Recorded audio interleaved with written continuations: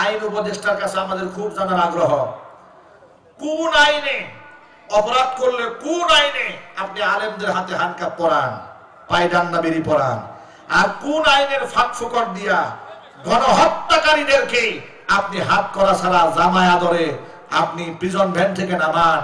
এটা এই দৃশ্য দেখলে এদেশের বিপ্লবী জনতার কলিজার মধ্যে আঘাত লাগে। কথা বলতে হবে, ঠিক কিনা বলেন? মিথ্যা মামলার আসামি আলেম ওলামাদেরকে পায়ের মধ্যে ডান্ডা বেরি, দু হাতে হ্যান্ডকাপ পরিয়ে, বুলেট প্রুফ জ্যাকেট পরিয়ে, মাথার মধ্যে হেলমেট দিয়ে আদালতে তুলে আলেমদেরকে তারা অপমান করেছে। কথা ঠিক কিনা বলেন?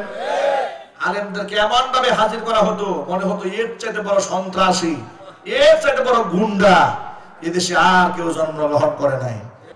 মহান আল্লাহ রাব্বুল আলামিনের দরবারে আলিশানে লাখ কোটি শুকরিয়া আদায় করছি যে মহান মনিব জুলাই আগস্টের বিপ্লব সাধনের মধ্য দিয়ে আল্লাহ পাক আমাদেরকে এক নতুন বাংলাদেশ উপহার দিয়েছেন।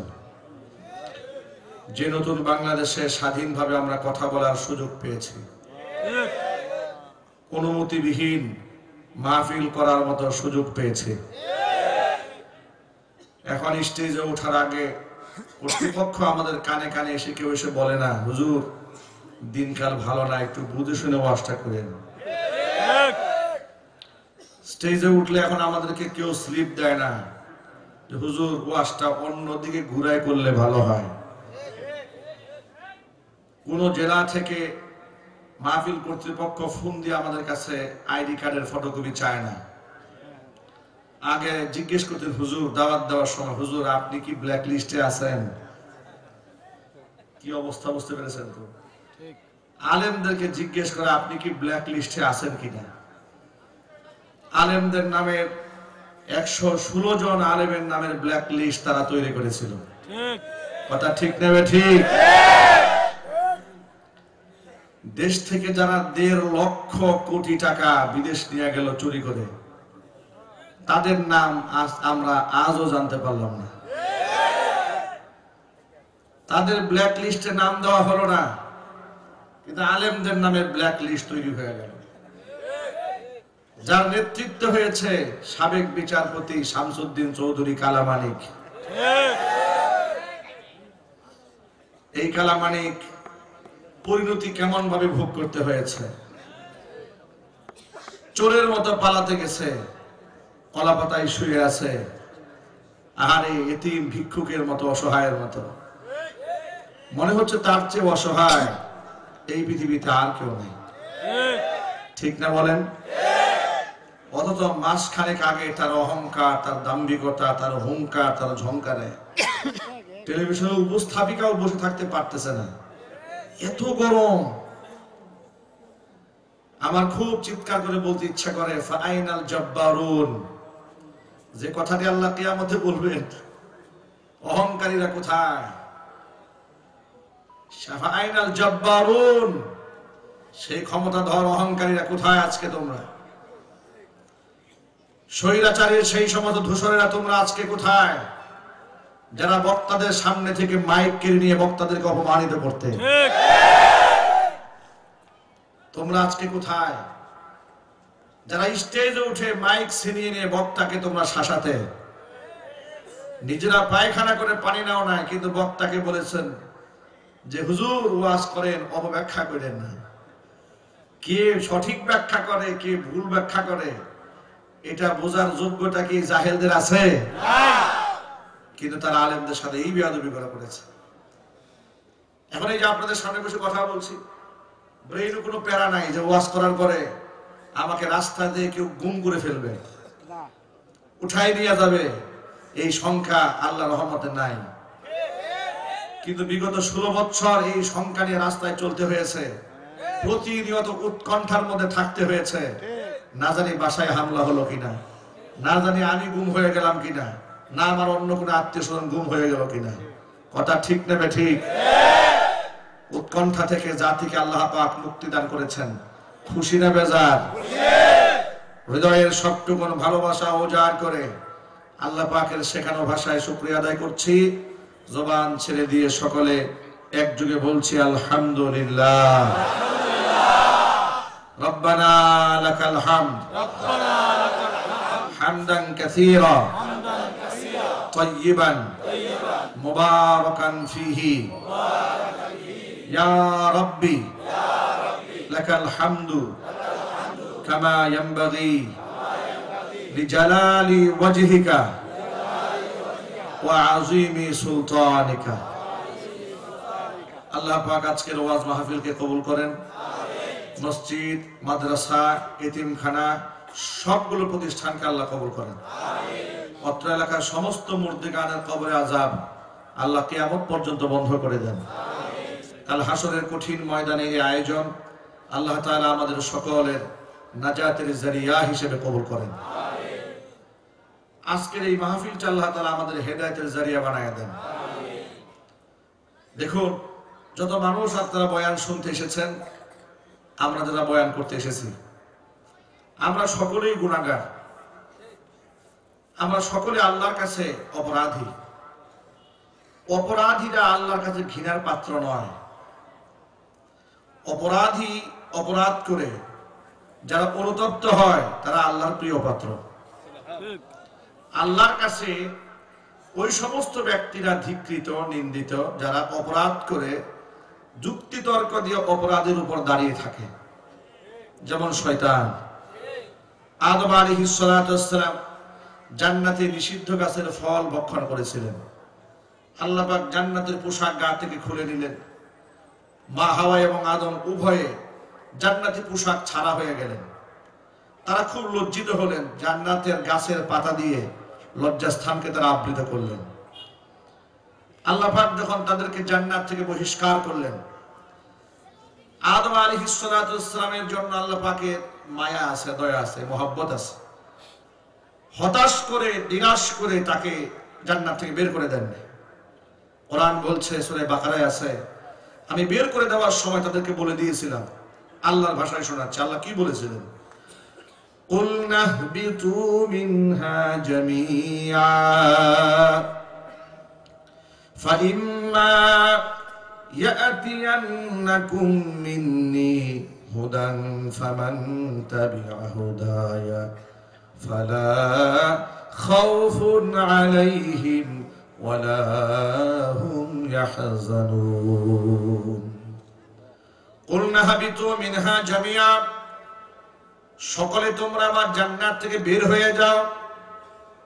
আল্লাহ পাক বের করছেন দুজন ব্যক্তিকে। একজন হচ্ছে আমাদের পিতা হযরত আদম আলাইহিস সালাতু ওয়াস সালামকে, আর একজন হচ্ছে তার স্ত্রী আমাদের মা হাওয়া আলাইহাস সালাতু ওয়াস সালামকে বের করে দিচ্ছেন।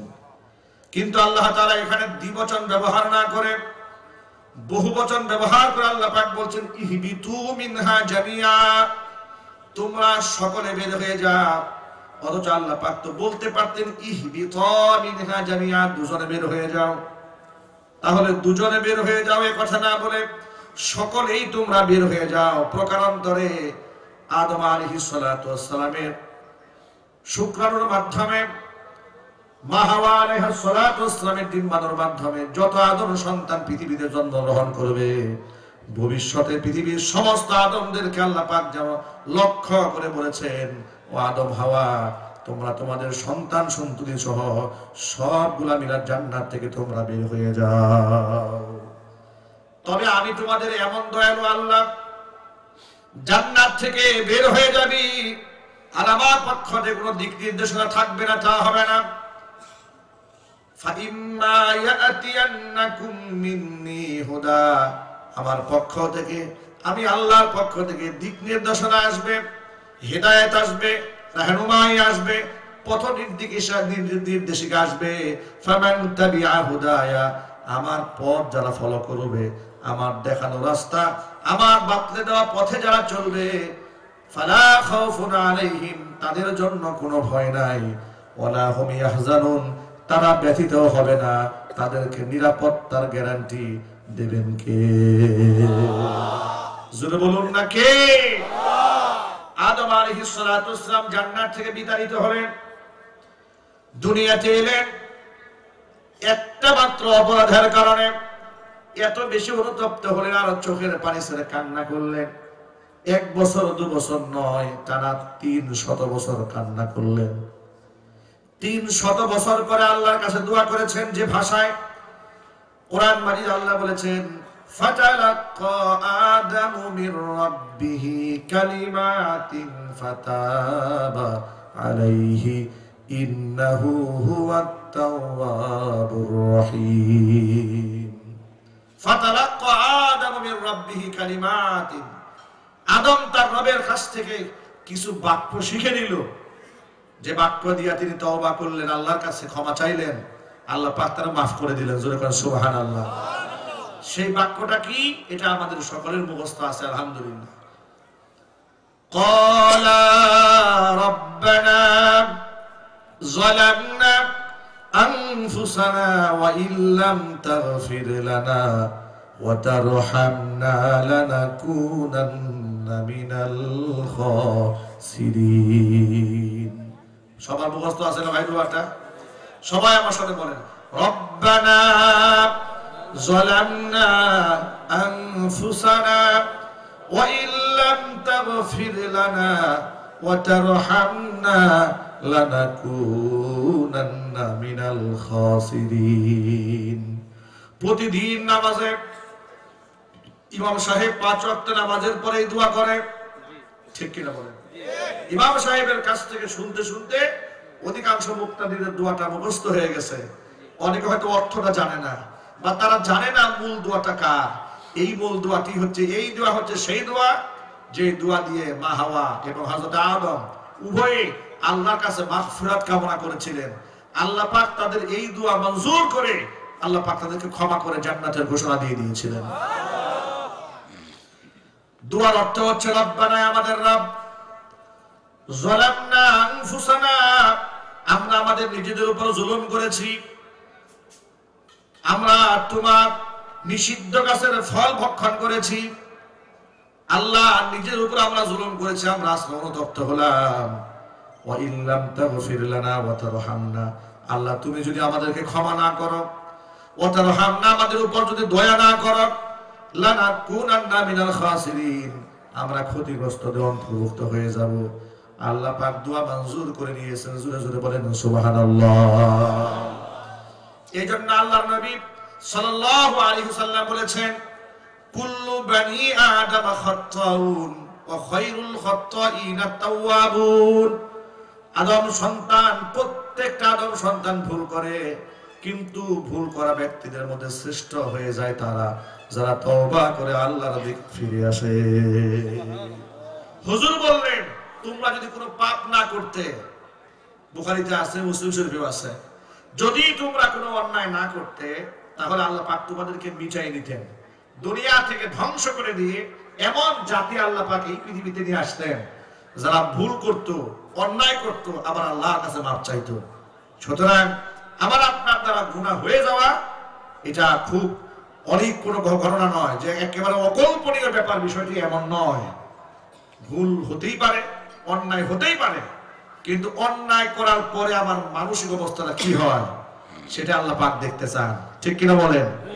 এটা আল্লাহ পাক দুনিয়াতে শয়তান ছেড়ে দিয়েছেন, এই মেকানিজমটা আল্লাহ নিজের তৈরি, ঠিক কিনা বলেন? আল্লাহ পাক ভালো মন্দ দুটো সাইড বান্দাকে দিয়ে দিয়েছেন, ভালো মন্দ গুলো সব বলে দিয়েছেন। ওয়াত্তাবাইয়ানা রুশদু মিনাল গায়য়ি ফামান শাআ ফালইউমিন ওয়া মান শাআ ফালইয়াকফুর। কোরআন বলেছে হেদায়েত স্পষ্ট হয়ে গেছে গুমরাহি থেকে। সুতরাং কোনটা হক কোনটা বাতিল মানুষের কাছে এটা আসার পরে ফামান শাআ ফালইউমিন ওয়া মান শাআ ফালইয়াকফুর, ইচ্ছা করলে ঈমান আনুক, ইচ্ছা করলে অস্বীকার করুক, ইখতিয়ার বান্দাকে আমি ছেড়ে দিয়েছি। চূড়ান্ত ফয়সালার জন্য বান্দাকে অপেক্ষা করতে হবে। কোরআন মাজিদ আল্লাহ রাব্বুল আলামিন সূরা আলে ইমরান ঘোষণা করেছেন, ওয়াল্লাযীনা ইযা ফাআলু ফাহিশাতান আও যালামু আনফুসাহুম যাকারুল্লাহা ফাস্তাগফিরু লিযুনুবিহিম ومن يغفر الذنوب إلا الله ولم يصروا على ما فعلوا وهم يعلمون। আমার মুত্তাকি বান্দাদের এটা একটা অনন্য অসাধারণ বৈশিষ্ট্য তাদের। ওয়াল্লাযীনা ইযা ফাআলু ফাহিশাতান, এরা যদি কোনো ব্যভিচার করে ফেলে, আও যালামু আনফুসাহুম, অথবা অন্য কোনো কবিরা গুনাহ করে যদি নিজের উপর তারা জুলুম করে ফেলে, যাকারুল্লাহ, আমি আল্লাহর কথা যখনই মনে পড়ে, ফাস্তাগফারু লিযুনুবিহিম, তাদের সেই গুনার জন্য তারা আমি আল্লাহর কাছে ক্ষমা প্রার্থনা করে। ওয়ালাম ইউসিররু আলা মা ফাআলু ওয়া হুম ইয়ালামুন, জেনে শুনে কিন্তু অন্যায়ের মধ্যে অবিচল থাকে না, লজ্জিত হয়, অনুতপ্ত হয়। প্রিয় ভাইরা, আপনারা বলেন তো একটু, অন্যায় করার পরে নিজের কাছে খারাপ লাগে না? জোরে বলেন। যদি কারো কাছে খারাপ না লাগে, বুঝবেন ঈমান মরে গেছে, ধ্বংস হয়ে গেছে। গুনাহ করতে করতে মানুষের অন্তরে এমন মরিচা পড়ে, রাসূল পাক সাল্লাল্লাহু আলাইহি ওয়াসাল্লাম বলেছেন, বান্দা যখন একটা গুনাহ করে কলিজার মধ্যে একটা কালো দাগ লাগে, আরেকটা গুনাহ করে আরেকটা কালো দাগ লাগে, তওবা করলে দাগটা সাফ হয়ে যায়।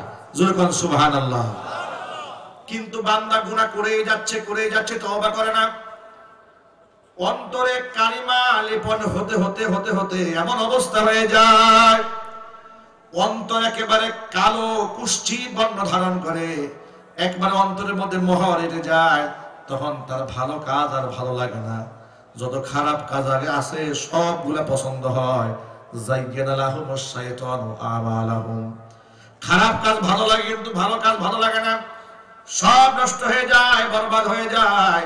কিন্তু ঈমানদার মুত্তাকি যারা, তারা তওবাকে তো পিছায় রাখে না, গুনাহ হয়ে গেছে অনুতপ্ত হয়, লজ্জিত হয়ে যায়, আমি আল্লাহর কাছে মাপ চাই।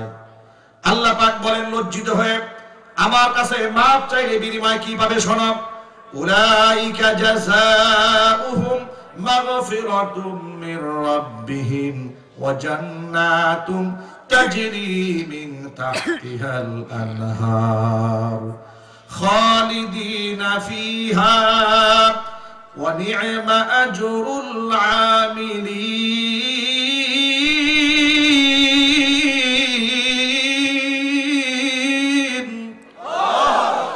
আল্লাহ পাক বলেন, উলাইকা জাযাউহুম মাগফিরাতুম মির রাব্বিহিম, আমি রব তাদের আমার পক্ষ থেকে তাদের জন্য রয়েছে ক্ষমা, ওয়া জান্নাত, এমন জান্নাত রয়েছে যে জান্নাতের পাদদেশ দিয়ে প্রস্রবণ নদী নালা এগুলো প্রবাহিত হয়ে যায়।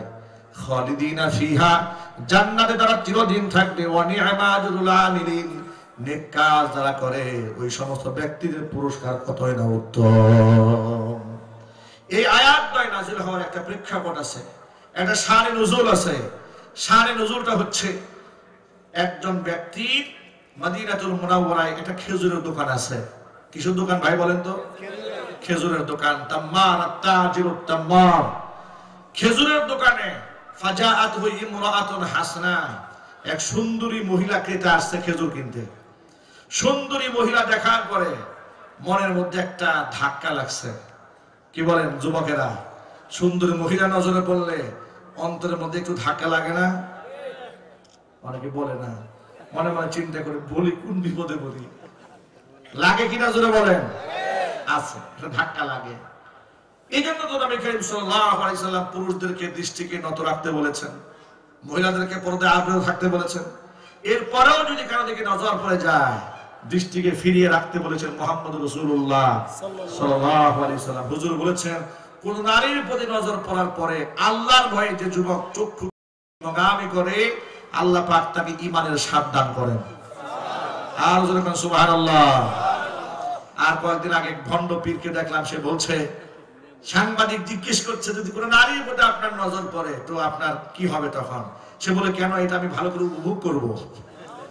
এটা বড় নিয়ামত, আল্লাহর এত বড় নিয়ামত, আল্লাহ এত সুন্দর করে বানাইছেন, এটা আমি উপভোগ করব। ঘৃণার সাথে কোন নাউজুবিল্লাহি মিন যালিক। ভাইরা আমার, এই ধরনের ভণ্ডামি করে করে ওরা মহিলাদের সাথে মুসাফা করে, মুআনাকা করে, জোরে কোন নাউজুবিল্লাহ। এই ভণ্ডের এমন একটা ভিডিও দেখলাম, একসাথে 3 মহিলাকে জড়ায় ধরছে, জোরে কোন নাউজুবিল্লাহ। এরা নাকি এদের মুরিদ, পীর সাহেবের পায়ে চুম্বন করছে। গতকালকে আবার দেখলাম ভণ্ড গিয়াসউদ্দিন তাহিরির পায়ে বাবার বয়সে দাড়ি সাদা হয়ে গেছে, সেই লোকটা তার পায়ের মধ্যে চুমা দিতেছে। আবার উনি খুব পুলকিত হচ্ছে, যাবার পায়ে চুম্বন করতেছে। উনি দাঁড়ায় আছে, একবারে শেষ দায় পরে তারা চুমা দিচ্ছে। ঘৃণা সাথে কর নাউজুবিল্লাহ। স্বৈরাচারীর আমলে এই ভণ্ডদের বাজার বাংলাদেশে খুব গরম ছিল, ইদানিং একটু ভাটা পড়ছে। কথা ঠিক নেবে ঠিক? কেন? কারণ তারা বাংলাদেশে হক্কানি আলেম ওলামাদের বিরুদ্ধাচরণ করে স্বৈরাচারীর পদলেহন করেছে, তাদের পা চাটা গোলামি করেছে। যেমন ভণ্ড গিয়াসউদ্দিন তাহেরি, ভণ্ড আলাউদ্দিন জিহাদি, এগুলা সব এক গোয়ালের গরু। ঠিক কিনা বলেন? এক গোয়ালের কি গরু? এই গরু একদিন বলতেছে বঙ্গবন্ধু হচ্ছে বড় পীর ওলি আউলিয়ার বংশধর, একেবারে ইরাকের বংশধর। গেলেও আবার বলে আমাদের মাননীয় প্রধানমন্ত্রী তিনি হচ্ছেন এই সুন্নিপন্থী, হ্যাঁ তিনি হচ্ছেন আল্লাহর ওলি ভক্ত মানুষ। নাউজুবিল্লাহ বলেন। তরিকতপন্থী লোক, মানে এদিকে তেল মারা শুরু হয়ে গেল, যাতে করে ওদের বিরুদ্ধে কোনো মামলা টামলা না হয়। স্বৈরাচার যখন পালিয়েছে তখন দেখলাম সব সুন্নিদের মুখের মধ্যে কুলুপ এঁটেছে, ওরা একেবারে ইঁদুরের মতো গর্তে ঢুকছে। কিন্তু কিছু কিছু গর্তে না ঢুকে এখনো পর্যন্ত স্বৈরাচারীদের পক্ষে বক্তব্য দিয়ে যাচ্ছে। এর মধ্যে ভণ্ড আলাউদ্দিন জিহাদি গতকালকে দেখি সে এক মাহফিলে বলতেছে সবাই শুধু আয়না ঘর বলে, আমিও তো জেলখানায় গেছি, আয়না ঘর তো কোথায় দেখলাম না, দেশে নাকি আয়না ঘর নাই। অথচ গোটা জাতির সামনে অসংখ্য প্রমাণ আছে, ভিডিও আছে, অডিও আছে, রেকর্ড আছে। জেল যারা খেলেছে, জরিমানা যারা দিয়েছে, অসংখ্য আলেমদের সাক্ষ্য আছে। এত কিছু থাকার পরেও এই একবিংশ শতাব্দীতে দেশ স্বাধীন হওয়ার পরে এসে যে ভণ্ড মৌলবী স্বৈরাচারের দালালি করে বলে আয়নাঘর কই, আমরা অন্তর্বর্তীকালীন সরকারকে বলছি তাকে একটু আয়নাঘরে পাঠিয়ে দেওয়া হোক। ঠিক কিনা বলেন? সেটা আয়নাঘর চেনে না, আর চেনার তো কথাও না। তারা স্বৈরাচারের আমলে এমন কোন কথাটা বলেছে তাদেরকে আয়নাঘরে পাঠাবে? কথা বলে ভাই, ঠিক আছে? এমন কোন কথা বলেছে? ভারতের আগ্রাসী মনোভাবের বিরুদ্ধে হক্কানি আলেমরা কথা বলেছে, নরেন্দ্র মোদীর বিরুদ্ধে আমরা কথা বলেছি, মূর্তির বিরুদ্ধে কথা আমরা বলেছি, আমরা জেলখানায় গিয়েছি, জরিমানা দিয়েছি, এলাকা ছাড়া হয়েছি, মসজিদ ছাড়া হয়েছি, বাড়িঘর ছাড়া হয়েছি। ওরা তখন স্বৈরাচারীর পা চেটেছে, সুবিধা ভোগ করেছে। আমরা আলাউদ্দিন জিহাদিকে সাবধান করে দিতে চাই। আলাউদ্দিন জিহাদি, গিয়াসউদ্দিন তাহেরি, সাবধান হয়ে যাও। জনগণের ঘন পিটনীয় জুতা পিড়ে যদি না খেলে চাও, এখনই তওবা করে ফিরে আসো। ভাইরা আমার, এই সমস্ত ভণ্ড মৌলবীরা মাজার পূজা, পীর পূজা, দরগা পূজা দেশের মধ্যে জিয়ায় রাখছে। কথা বলতে হবে, ঠিক কিনা বলেন? আপনাদেরকে এক বাক্যে জবাব দিতে হবে, পীরের পায়ে সেজদা দেওয়া হালাল না হারাম? মাজারে সেজদা দেওয়া হালাল না হারাম? মাজার বানানো হালাল না হারাম? সব হারাম কাজগুলো ওরা করে। আমরা যদি প্রতিবাদ জানাই, ওরা বলে আমরা হলাম ওয়াহাবি, ওরা হলো সুন্নি। শিরিক করে আবার সুন্নি হয় কেমনে? কথা ঠিক কিনা ছিল বলেন? এই ধরনের ভণ্ডামি করে করে তারা হক্কানি আলেমদের বিরুদ্ধে অবস্থান গ্রহণ করেছিল। হক্কানি আলেমদের রক্তের বিনিময়ে জুলাই আগস্টে এই স্বাধীনতা অর্জিত হয়েছে। ঠিক কিনা বলেন? জুলাই আগস্টের বিপ্লবী জনতার পক্ষে, ছাত্র জনগোষ্ঠীর পক্ষে এদেশের হকপন্থী আলেমরা রাজপথে মিছিল করেছে। ঠিক কিনা? চরমনাই পীর সাহেব নিজে রাজপথে ঝাঁপিয়ে পড়েছে, ছাত্রদের পক্ষে তারাই ঝাঁপিয়ে পড়েছে। আল্লামা মামুনুল হক হাফিজাহুল্লাহ সহ দেশের শীর্ষ ওলামারা কথা বলেছে। একটি সুন্নি তাদেরকে টর্চ লাইট দেওয়া খুঁজে পাওয়া যায় না, বরং স্বৈরাচারী দাবিদারি করেছে। সুতরাং স্বৈরাচার পালিয়েছে, তাদের বিচার হচ্ছে। ওদেরকে যারা লালন করেছে, এই পাঁচটা গোলামদের বিচার হওয়া দরকার আছে না নাই? আমার ভাইরা, নারীদের প্রতি নজর পড়লে অন্তরের মধ্যে আলাদা একটা খটকা লাগতেই পারে। এই জন্য তো আল্লাহ তাআলা কোরআনে বলেছেন, কুল্লিল মুমিনিনা ইয়াগুদ্দু মিন আবসারিহিম ওয়া ইয়াহফাযু ফুরুজাহুম যালিকা আযকা লাহুম ইন্নাল্লাহা খাবীরুম বিমা ইয়াসনাউন।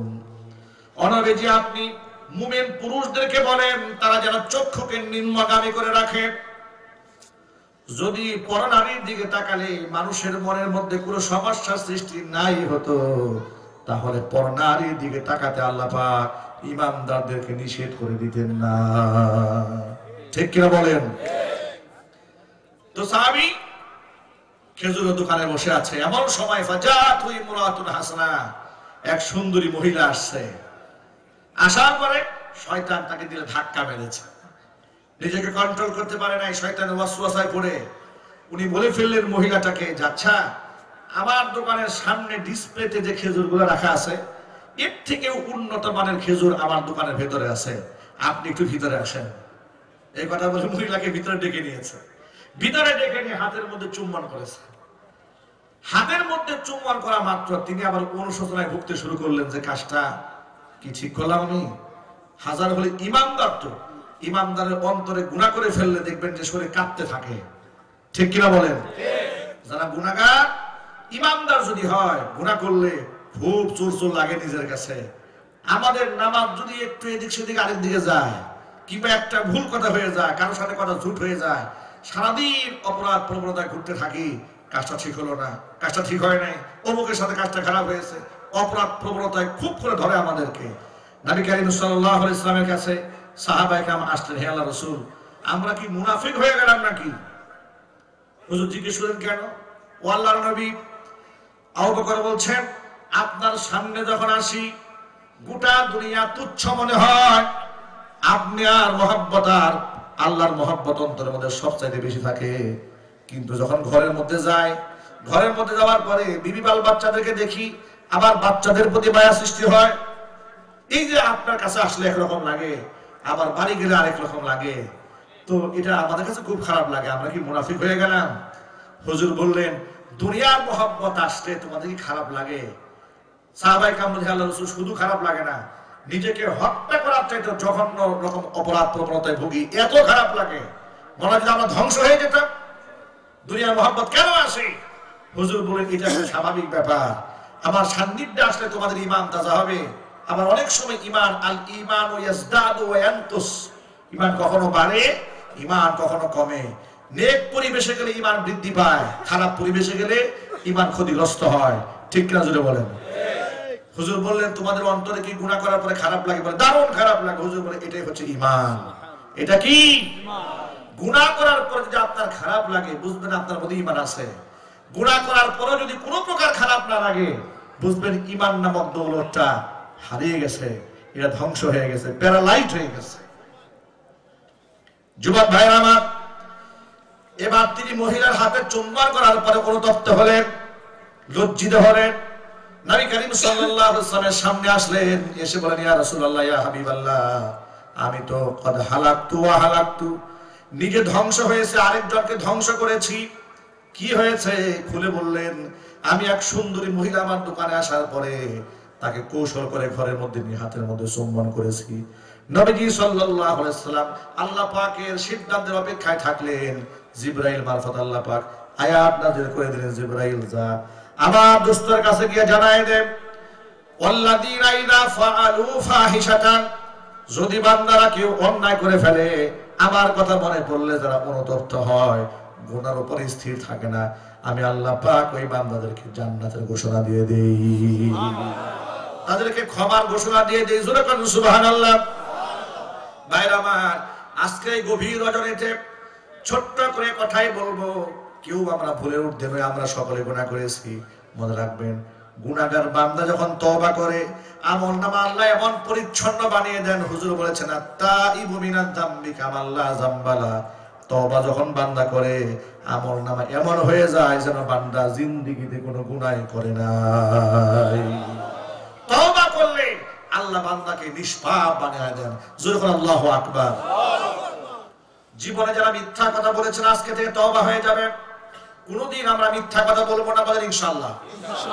মিথ্যা সাক্ষী দেব না, বলেন ইনশাআল্লাহ।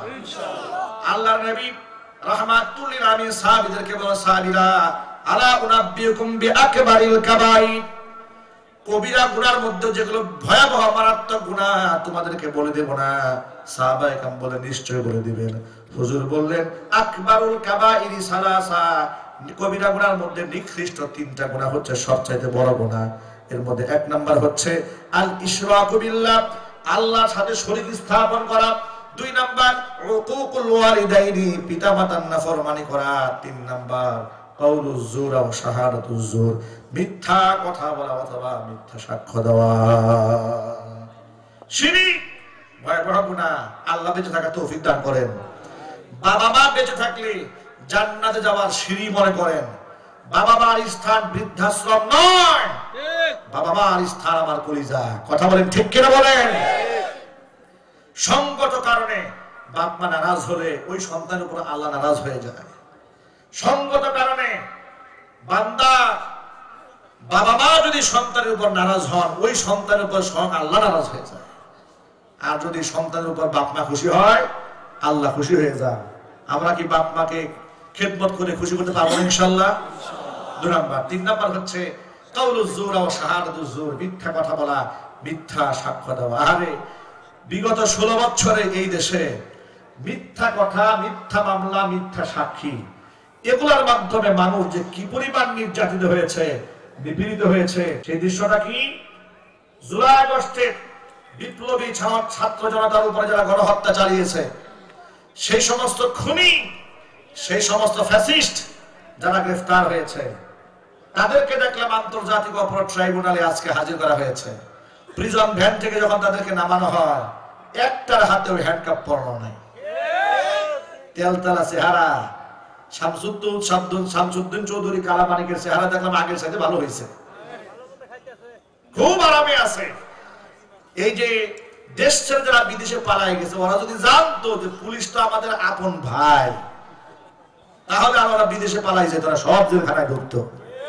কথা ঠিক নেবে ঠিক? আইন উপদেষ্টার কাছে আমাদের খুব জানার আগ্রহ, কোন আইনে অপরাধ করলে, কোন আইনে আপনি আলেমদের হাতে হ্যান্ডকাপ পরান, পায়ে ডান্ডা বেরি পরান, আর কোন আইনের ফাঁক ফোকর দিয়া গণহত্যাকারীদেরকে আপনি হাত করা ছাড়া জামায় আদরে আপনি প্রিজন ভ্যান থেকে নামান। এটা এই দৃশ্য দেখলে এদেশের বিপ্লবী জনতার কলিজার মধ্যে আঘাত লাগে।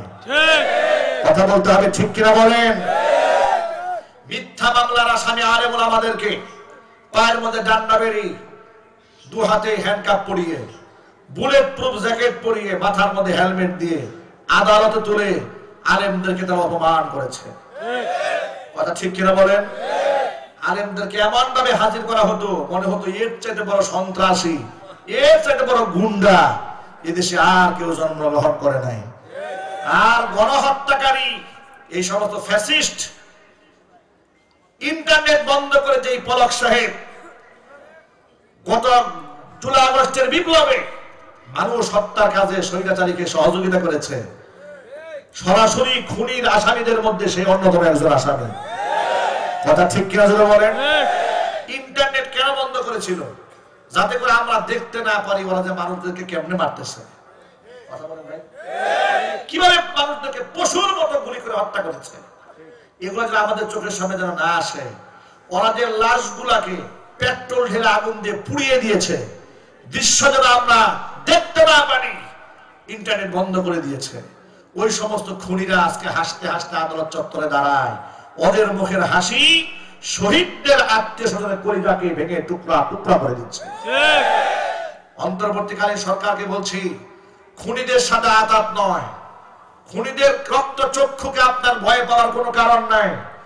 এদেশে তরুণ প্রজন্ম থেকে শুরু করে আপামর জনসাধারণ ভারতের সাম্রাজ্যবাদের বিরুদ্ধে জীবন দিয়ে লড়াই করে শহীদ, অসংখ্য শহীদের শাহাদাতের বিনিময়ে জুলাই আগস্টের বিপ্লবে দেশ স্বাধীন করেছে। স্বৈরাচারী এবং তাদের দূষরদের মুখে হাসি দেখার জন্য নয়। ওদের বিচার এই মাটিতে নিশ্চিত করতে হবে। ওদের বিচার এই মাটিতে হতে হবে। সর্বোচ্চ শাস্তি ফাঁসির দণ্ডে দিয়ে পাবলিক প্লেসে প্রকাশ্য দিবালোকে ঝুলিয়ে মারতে হবে। রাজি আছে কেন? এই সমস্ত আসামিদেরকে জামায় আদর করে খুব তেলতেলা চেহারায় হাজির করা হচ্ছে, আবার নিরীহ পাবলিকদেরকে সমান গ্রেফতার করতেছে। দান্দাবাজি তো সীমা থাকাও দরকার, কথা বলতে হবে, ঠিক কিনা বলেন? ওই কোথাকায় কোন বাড়ি ঘরে হামলা হয়, গার্মেন্টস শ্রমিকদেরকে ধরে ধরে পুলিশ নিয়ে যায়। আরে বাবা, আপনার এত পদক পেতে হবে, আপনার র্যাঙ্ক উপর নিতে হবে, চাপ সামাল দিতে না পেরে নিরপরাধ মানুষদেরকে ধরে নিয়ে যাচ্ছেন। মনে রাখবেন, নিরপরাধ মানুষের উপর যারা টর্চার করে তাদের হাসর আর তাদের পরিণতি দুটাই স্বৈরাচারী হাসিনার মতো হবে। ইনশাআল্লাহ বলেন, ইনশাআল্লাহ। মানুষ ভুল করে অনুতপ্ত হলে তার প্রতি একটু মায়া হয়, ক্ষমা করতে মনে চায়, দয়ার উদ্রেক হয়। স্বৈরাচারী ফেরাউনের লেটেস্ট লেডি ভার্সন এমনই ভয়ঙ্কর স্বৈরাচার, এতগুলা মানুষ মারার পরে তার মনের মধ্যে ন্যূনতম কোনো অনুভূতি নাই, অনুশোচনা নাই। এখনো লাইভে এসে বলার চেষ্টা করে আমার কি দোষ। ঠিক কিনা যদি বলেন? তার দোষ তিনি খুঁজে পান না। আমি বলি, স্বৈরাচারী হাসিনা যদি দোষ না থাকে, ইবলিস শয়তানের কোনো দোষ নাই। ঠিক কিনা বলেন? ইবলিস শয়তান যেমন আকাম করে যুক্তি তর্ক দিয়া ভুলের উপর অবিচল থাকে, স্বৈরাচারী হাসিনার সাথে হুবহু মিলে যাচ্ছে।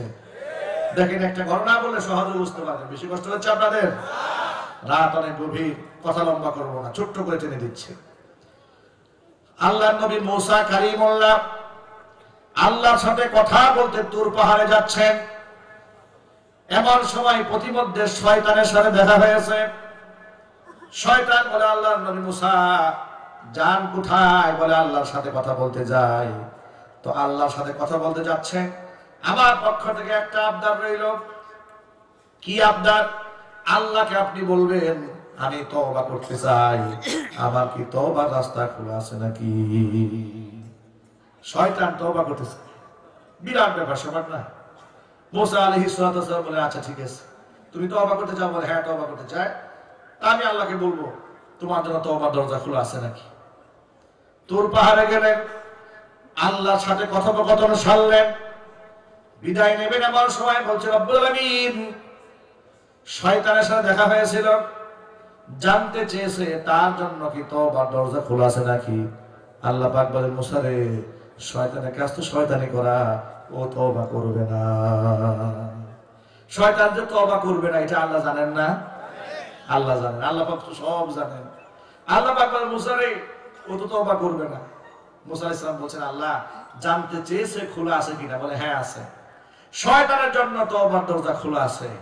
তুমি শয়তানকে গিয়া বলবে যে আদমকে সিজদা না করে অহংবোধ প্রদর্শন করার কারণে, অহং প্রদর্শনের কারণে সে মালউন হয়েছে, ধ্বংস হয়েছে।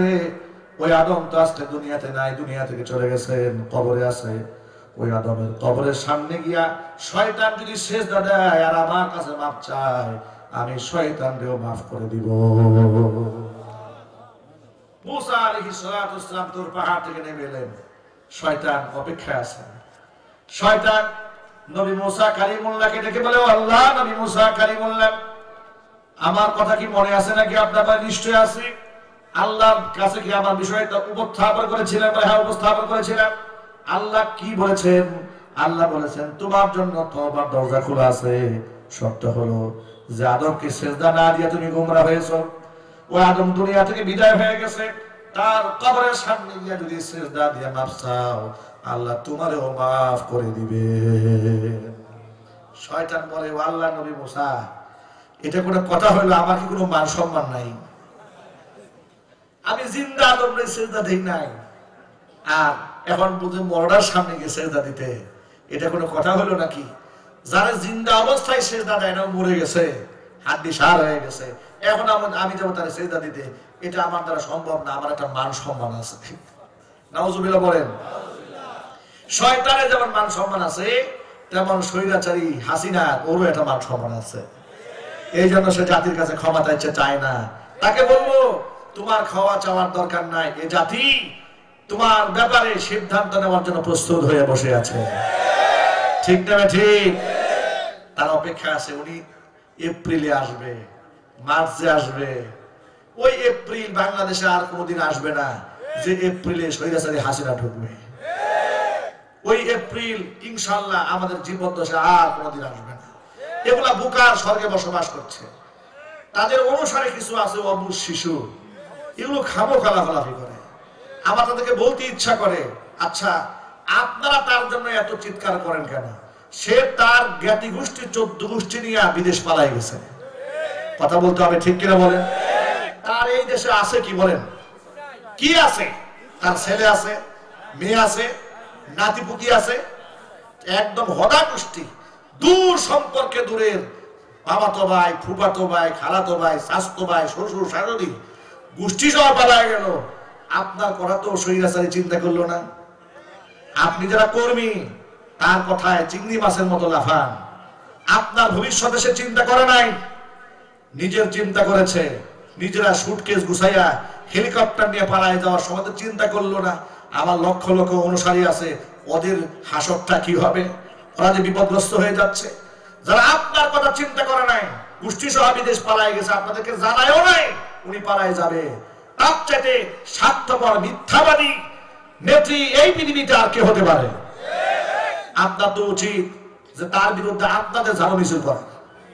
ঠিক আছে বলেন? যা আমাদেরকে অন্যায় সাগরে ডুবাই দিয়া আপনি ফুর্তি করেন ইন্ডিয়া বসে, তা হবে না। আমাদের বার্তা বড় পরিষ্কার। জুলাই আগস্টে গণহত্যা পরিচালনাকারী স্বৈরাচারী ফ্যাসিস্ট হাসিনা এবং তাদের সহযোগী যারা আছে তাদের বিচার বাংলার মাটিতে নিশ্চিত করতে হবে। আপনারা কি একমত আছেন? আমাদের রাজনৈতিক মতাদর্শ ভিন্ন হতে পারে, বিভিন্ন ক্ষেত্রে আমাদের ভিন্ন ভিন্ন মত থাকতে পারে, কিন্তু কয়েকটা বিষয়ে আমরা অভিন্ন এবং এক। সেটা হচ্ছে স্বাধীনতা সার্বভৌমত্বের পক্ষে আমাদের কোনো দল নাই। যদি বলতে হবে, ঠিক কিনা? ইমানের প্রশ্নে আমরা সকলে একমত, ধর্মের প্রশ্নে আমরা সব একমত। স্বৈরাচারীকে ফাঁসের কাছে ঝুলাবার পক্ষে গোটা বাংলাদেশ একটা কথা বলতে হবে, ঠিক কিনা বলে? আল্লাহ পাক আমাদের সকলকে ঐক্যবদ্ধ থাকার তৌফিক দান করেন। জোর আওয়াজে বলেন আল্লাহুম্মা আমিন।